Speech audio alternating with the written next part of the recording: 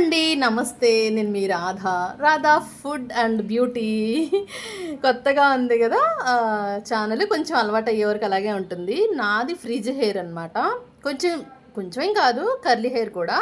దీన్ని నానోప్లాస్టీయా చేయించుకుంటున్నాను. బయటైతే 10,000 అబోనే ఉంటుందండి. ఇక్కడొచ్చేసి కొంచెం తక్కువగా చేస్తారు. నన్ను కాంటాక్ట్ అయితే మీకెవరికైనా సర్వీస్ కావాలనుకుంటే నేను చెప్తాను. టీ తాగుతున్నాను మార్నింగు. హెయిర్ వాష్ చేశాననమాట. ఫుల్‌గా ఆయిల్ పెట్టేశాను.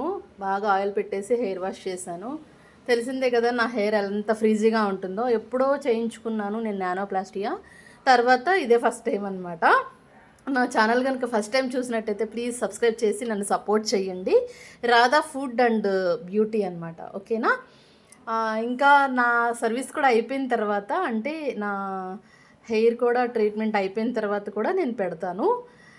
ప్రాసెస్ జరుగుతుందనమాట. మొత్తం అన్నీ తీసేసాను. ఎలా ఉందో మళ్ళీ ఫేస్ మారిపోతుంది కదా! ఫ్రీజీగా ఉండి కర్లీగా ఉండే హెయిర్‌కి, స్ట్రైట్ హెయిర్‌కి ఫేస్ మారిపోతుంది. వస్తుంది చూడండి. Thank you so much.